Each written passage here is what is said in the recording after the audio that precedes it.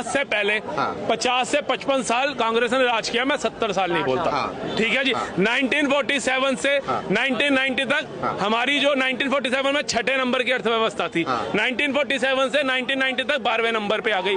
कैसे आ गई? आप कहते हो राम मंदिर नहीं बनना चाहिए था, अस्पताल चाहिए, स्कूल चाहिए, IIM IIT चाहिए। आपके 1947 से टिल 2003 तक आपने कितने एम्स भारत को दिए? मात्र एक।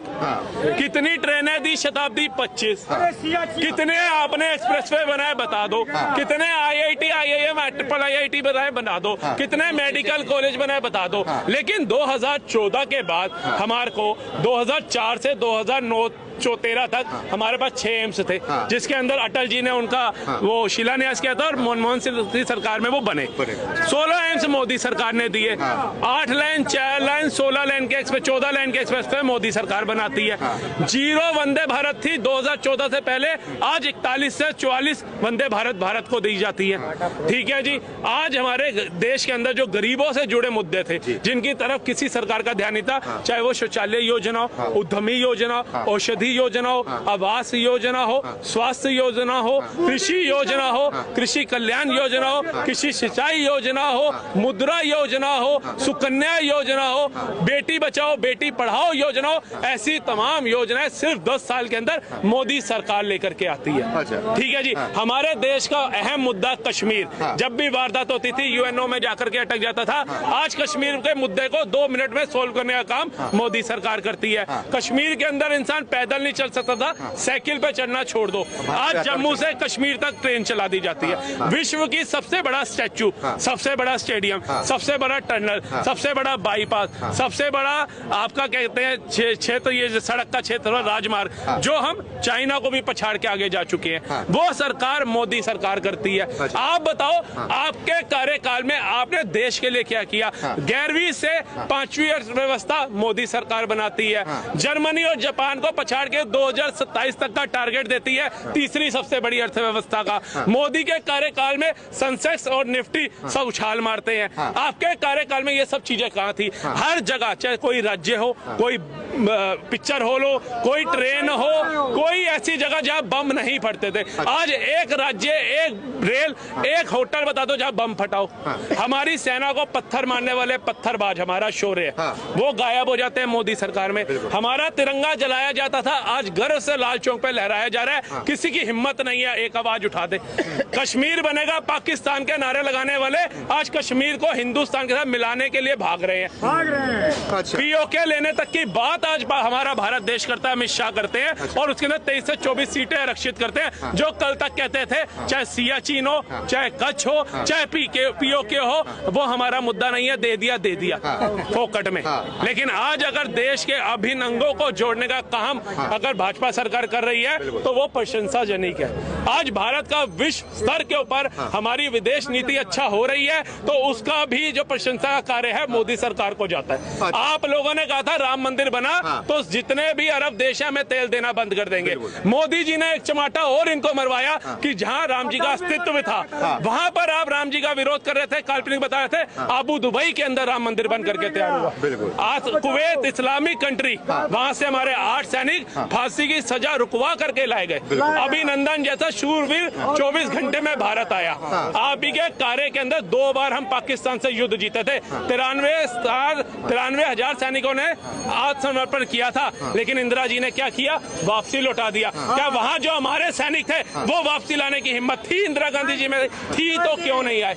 आज अभिनंदन जैसे एक शूरवीर के लिए वहां का नेता, वहां का मंत्री सांसद में खड़ा होकर के कहता है कि हमारे हाथ कांप रहे हैं, चेहरे पे पसीना आ रहा है, मोदी आर्मी भेज देगा, इसको हमें छोड़ना होगा। ये भारत का कोई मंत्री नहीं कह रहा, भारत का कोई युवा नहीं कह रहा, मोदी का कोई नेता नहीं कह रहा, ये पाकिस्तान का नेता कह रहा है। कम से कम उस पर तो विश्वास करो। और अभिनंदन आया, चाय पकोड़े खा करके आया कि भैया थोड़ा भी वेट कम ना हो इसका, नहीं तो पाकिस्तान की जमीन कम हो जाएगी। ये शौर्य है मोदी का। वो शेर है, अपने आप को लोग कहते हैं वो शेर है, वो शेर नहीं, बब्बर शेर है। बब्बर शेर है, बिल्कुल। आज आप बताओ, आज से पहले हमारे मनमोहन सिंह जी वेल एजुकेटेड, बहुत सम्मानित व्यक्ति हैं, लेकिन वो पीछे रहते थे। किस संविधान के तहत, किस कानून के तहत? जब बाहर से कोई राष्ट्रपति प्रधानमंत्री आता था तो सोनिया गांधी जी उनको अटेंड करती थी और हमारा सम्मानित प्रधानमंत्री मनमोहन सिंह जी पीछे खड़ा होता होता था। किसने राइट दिया? आज हमारा प्रधानमंत्री आंख से आंख मिला करके बात करता है। F-16 दिया था इन्होंने पाकिस्तान को, अमेरिका ने F-416 खरीद के दिखाया मोदी ने, और ये कहता रह गया मत खरीदो। उन्होंने कहा तूने हमारे दुश्मन को F-16 देते हुए सोचा था जो हम सोचेंगे? इसने कहा रूस से तेल मत लेना, उसने कहा तू बोलता रहे तेरी सुनते होंगे, और उसने रूस से रूबल में तेल खरीदा। आज ऑस्ट्रेलिया का पीएम अगर बोल रहा है मोदी इज अ बॉस, दूसरी कंट्री का पैर छू रहा है, ठीक है जी। पुतिन जैसे कह रहा है भारत को इतना बढ़िया प्रधानमंत्री मिला है जो कट्टावर फैसले लेता है, नहीं सुनता किसी की अपने देश के मामले में, तो आप उसकी प्रशंसा करो। कल तक आपके देश को जो ये बाइडन जैसे अमेरिका ना भिखारी कहता था, अनएजुकेटेड कंट्री कहता था, आज उसी के पढ़े लिखे सांसद एक ऑटोग्राफ के लिए ना तड़पते देखे हैं हमने। वो मान सम्मान जो बढ़ा है भाई साहब हमारा बढ़ा है, हमने मोदी को गद्दी पे बिठाया है, मोदी अपने आप नहीं बैठा।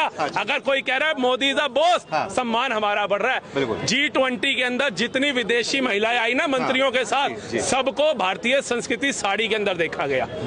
जितने गावर समझते थे हम सुपर पावर हैं, सारे नंगे पैर चलते हुए हमने राजघाट पे देखे। ये पावर है मोदी की कि भारतीय संस्कृति सबसे पहले है मेरे लिए।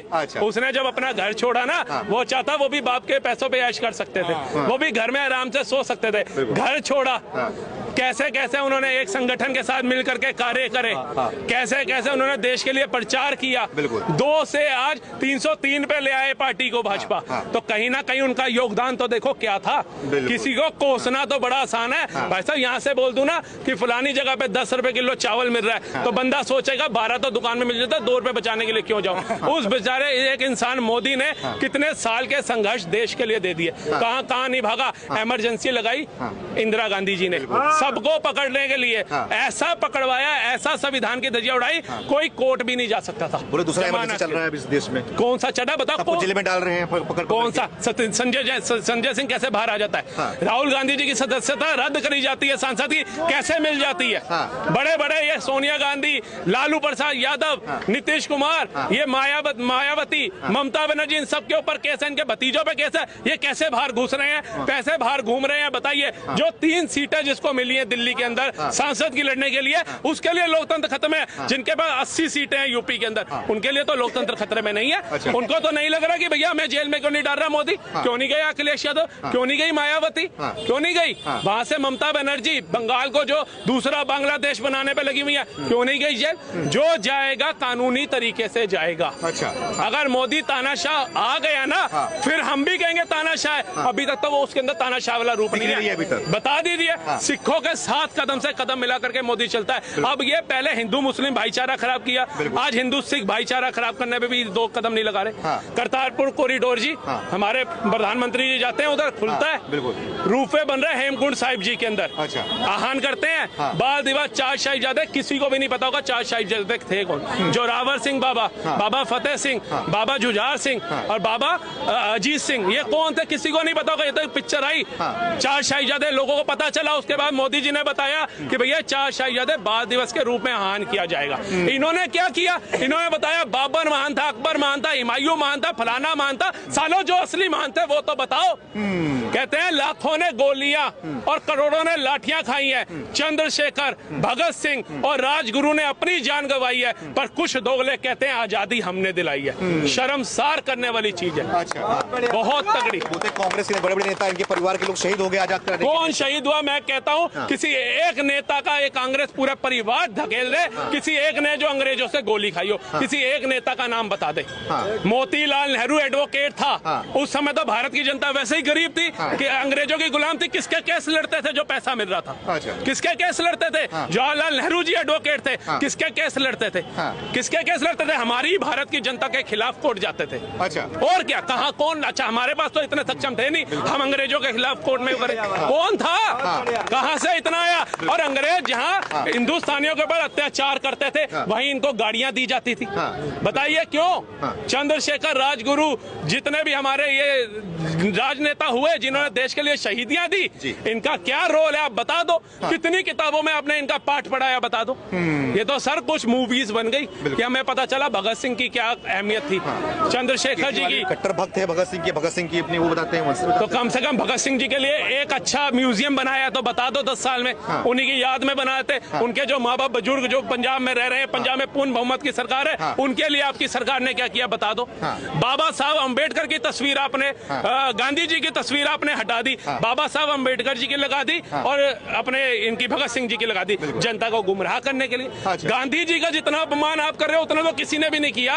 और गांधी जी तो आप कहते हो भैया हमारे महात्मा राष्ट्रपिता का दर्जा दे दिया आपने, राष्ट्रपिता का दर्जा, उनकी आपने फोटो तक हटा दी। और कहते हो जी मोदी जी हिंदू मुस्लिम करते हैं, मोदी जी गांधी का नेहरू का विरोध करते हैं, मोदी जी सुभाष चंद्र गांधी नेहरू करते हैं। आप क्या कर रहे हो आप भी बता दो, आप क्या कर रहे हो आप भी बता दो। वक्फ बोर्ड को 100 करोड़ देने के लिए आपके पास है, हम कहते हैं दो। हिंदू मुस्लिम भाई हमारे मन में कोई वो नहीं है। हज हाउस द्वारका में आप बनाते हो बनाओ, लेकिन आपको ये राइट किसने दिया कि मेरी नानी कहती है राम मंदिर नहीं बनना चाहिए बाबरी तोड़ के। अब दर्शन करने गए थे अब जाएंगे ना, अब तो जेल में गए हैं भाई साहब, रामायण और भागवत गीता भी मंगवाई है इन्होंने। अब इनको पता चल रहा है, अब इनसे पूछो, अब इनसे पूछो कि जेल में क्या काम आ रहा है, भागवत गीता रामायण या वो जो दोगली राजनीति कर रहे थे बाबरी मस्जिद को लेकर। और जिन मुसलमान भाइयों को ये भड़का रहे थे, राम मंदिर तैयार हो गया, फैसला एक ही दिन दोनों का आया था, बन गई बाबरी मस्जिद, हो गई तैयार, बन गई बहुत शानदार। ये गागू घी वाली बातें हैं। अच्छा, मुस्लिम को भी पता था हर चीज इतनी आसान नहीं है।